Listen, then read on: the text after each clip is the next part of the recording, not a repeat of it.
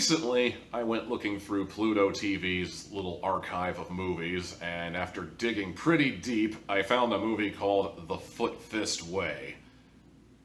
Honestly, my mind immediately went into the gutter and made fetish jokes the entire time, but then quickly after that, after I got my giggles, the thought occurred to me, hey, wait a minute, I think I have seen this before.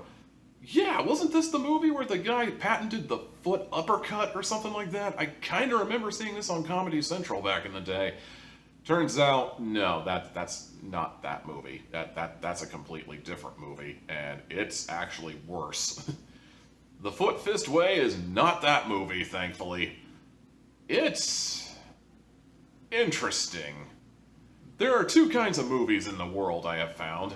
There's movies that are built around plot, and then there are movies that are built around a character and all these little random incidents that kind of stick together, kind of making a plot occur, but the primary focus is on the character and his shenanigans. And this is definitely the latter case, where the movie does have a story, but let's be honest, you're not watching this movie for the plot. You're watching this for DannyMcBride playing... Well, his name is Frederick Wilson, but every single time I watched this movie, I kept referring to him in my head as Taekwon Douglas. Never mind the fact that Disjointed came out a whole decade after this movie. The power of Taekwon Douglas is just so spectacular that even characters that came before him, unfortunately, earned the nickname of Taekwon Douglas. Even if they have a Western, kind of a Southern accent, Fred Wilson did, then, they're Taekwon Douglas. It's the curse, He affects everything around him. But hey, maybe that's just me. Maybe you look at Taekwon Douglas and you think, hey, that's Fred Wilson. Just doesn't have the South accent or whatever. Honestly, this movie was not bad. I actually sat through it from start to finish.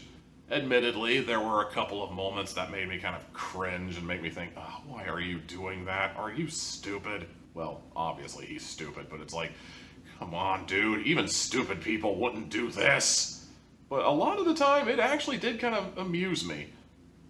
I wouldn't say I burst out laughing and falling out of my chair and, just laughing maniacally, making my neighbors wonder what the hell's going on in here, but I found it to be an amusing enough movie. It definitely killed an evening of boredom, that's for sure.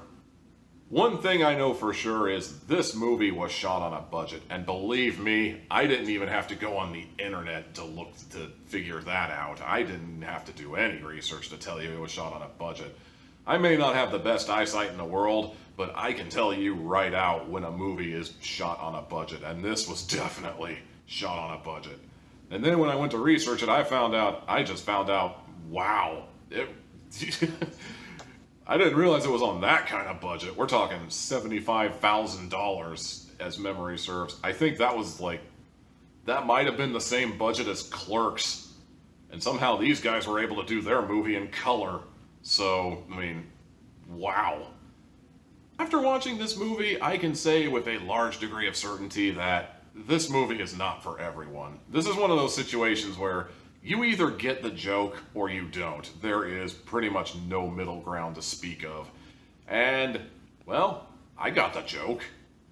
I didn't think it was a hilarious joke, but, it was amusing. I enjoyed it.